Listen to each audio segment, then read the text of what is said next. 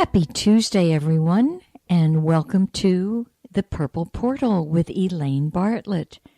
I am always so delighted to be back with you again. It's the weirdest thing, but even through the ethers of the airwaves, some which way, even though I don't know your names in some cases, I don't really know if you're actually listening, I feel connected and interwoven with you as if you were right here. So today, oh my heavenly days, I have so much to share with you, simply because a lot has been brought up to my attention again. So some of you will want to call in, some of you will want to email me further on it. So the call-in number, just in case, 321-806-3159. Once again, 321-806-3159. 3159. And if you're going to need to email me about, Elaine, what the heck are you saying? What are you talking about? It's purple, color purple, portal 777 at gmail.com. So once again, purple portal 777 at gmail.com. And I already see we have a caller on the line. Hi there. Hi, Elaine. It's Sydney. Hello, Miss Sydney. From New Jersey. Did you go to Paris? I did. Okay, well, welcome home. Thank you. Was it a wonderful trip, honey? It was quite a whirlwind. It was okay. There was nothing earth-shattering, and I have no wild stories to tell, and I'm a storyteller. Okay, all right then.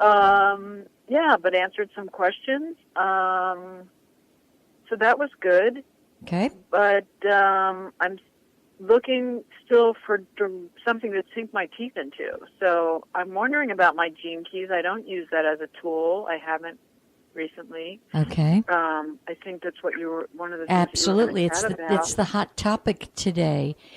Yeah. Sydney, there's a couple of things that I don't know when I shared the gene keys up in Jersey, whether I actually gave too much energy to something called human design. Does that register at all with you? That's on the fringes. I don't think so. Okay. It's some time ago, and I really haven't looked in at my whatever it's called. Okay. So reading or something. All right. For you listeners, what Sydney is alluding to is what the whole show is going to be about today. And I'm going to be giving you some very, very important websites or information portals. And Sydney, you're sort of my trigger point here. So I'm going to go back and forth between directing it to you, but really directing it to everyone because it's the show. Great. So the Gene Keys is a body of work. It's a body, if you will, of light language. And I don't mean lightweight. I mean as in illumination, the language of light. And this information came through a gentleman over in England, Richard Rudd, R-U-D-D. And the name of his book is Gene, G-E-N-E, like your genes in your body, Keys, K-E-Y-S. And the subtitle is Unlocking the Higher Purpose Hidden in Your DNA. So Sydney's question is, gee, I see you're going to be talking about the gene keys. I still don't quite know the purpose, the direction. Well, it is incorporated in the gene keys, although it's not going to say, Sydney, go become a prima ballerina. It's not going to say that. It's going to give aspects of your ego and of your non-ego, which are standing in the way of you remembering who you are. I think I've boiled it down to each one of us having to really fully practice and contemplate the essence of ourself. You were probably traveling last week, Sydney, but it's interesting. I said twice on the air I repeated something that a master's teacher's teacher had repeated to the student, and then to me, because I got it. And incorporated in it was the fact that I am the eternal one. And afterward, I thought, oh my goodness, if people took that out of context, that's going to be a mess, a mess as far as slandering me. Who the heck does she think she is? But also, it's hard to embody it. And the gene keys are a fantastic tool to help us remember I am that. I am the way, the truth, and the light. I am the path. There's nothing to get. But every religion and philosophy absolutely waters that down, if not 100% distorts it. So in my journey, before I was called to study the gene keys, because the gene keys call you. There's just no doubt about it. You and still sometimes they call the person and they can't get it, because it takes a lot of contemplation and stillness. But the gene keys stand upon astrology and the I Ching. Oh, and the I Ching is the most ancient oracle known to mankind. And the gene keys actually stand upon a discipline known as human design. Now, human design is a fascinating. Oh my gosh, it is so fascinating. If the gene keys had not come along and distracted me from my actual study with human design, I'd probably have really pursued it with gusto, but I got distracted and I was running a big business. Life happened. And then I had to move 7 times in a row.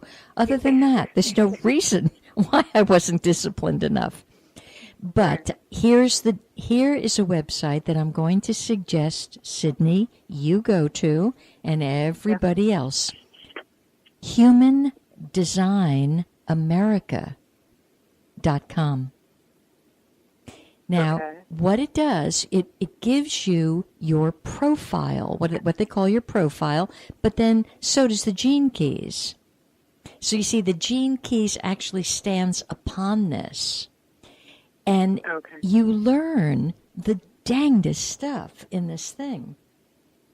I did buy the manual, which is called Living Your Design, a new manual for awakening. This manual was actually revised and edited by none other than Richard Rudd. You see, so he went on to do that. So, and it actually tells your design. What have you come to do? What's your personality about? Now, it's interesting. In my human design, I am something called a projector / a reflector. It's an odd combination. It's not the most popular combination, which would account for the fact that most of my life I have felt I'm standing on the outside looking in, as if I don't belong. And it's a combination that would sort of validate that. And in my case, it says, I have to wait for the invitation. So I can't be the one that kind of extends, almost every other energy field is very good at take the bull by the horns and let's go do it. My spirit's not interested in that. I'm more of the witness, the observer, the reflector, the contemplator, which is why all of these are very easy for me. I'm designed that way. So the whole purpose of this human design is to show you your uniqueness. And the first step to knowing yourself is seeing your definition. And the first step in being yourself is relying on that definition. So you see, every time I take the initiative, not such a great thing. Although, thank God, there's other ways that I'm wired that help me with that. But it's nice to know I actually have to wait for the invitation. It takes so much pressure off. And, I'm a take the bull by the horns girl. Yes, I bet you are. And I'll bet you it's described in your human design pattern. And, it's not working for me, though. Well, that's not working. But maybe your human design is, guess what? Wait for the invitation. Right. You That's could think you're, right. yeah. So the next step in the human design pattern takes you to see what is open in you. Now, what that means is, you listeners, it shows you, and I would suggest you print it out because it's absolutely quite beautiful. You have a printout of, it almost looks like it changes your body into some sort of robotic format. And you see different pockets on this, your spleen, your sacral, your ajna, different energy fields. And if they're colored in, then they're open for you. So, and this is in order for you to recognize what your strong suits are, but where you have been conditioned or misconditioned. So it goes on to explain that becoming yourself requires that you stop identifying with certain centers. And it takes, so you're ready for this, it takes 7 years to clean out the conditioning. So these are challenges, and it's interesting. When I came into the studio today, my precious Jeff, who is the commander here of the studio, we were speaking of how many people had come in across his life in the past few days, all speaking about change. And then I walked in, I'm speaking about it. I had a great deal of difficulty getting my article out for next month's magazine for Jeff. And, of course, the bottom line is it's all about change. Yeah. So we're in this pattern. And, Sydney, I suggested to Jeff that those who are going to resist the change, they'll have to leave. So it's critical for us really to get down and dirty with, okay, so for you, I'm going to say, go back, go to this human design, at least poke around with a little bit. And for some of you, okay, you'll get just so far. This is why I'm a valuable resource in people's life. You do some work, you try to figure it out, and when you get, over your head, that's when you say, Elaine, let's make an appointment. Let's take some time. Walk me through it. Because now I'm dangerous enough to be able to interlink human design with your gene keys. Right. And within the past 4 days, now both of these things have been off my radar as I have been very diligently working with Living Reality for the past 18 months. Because I want to cut right to the chase.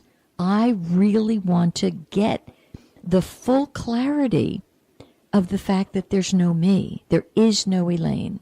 The me is false. So I have been working it and practicing it and going into no thingness, which of course all of these two disciplines are going to lead you there.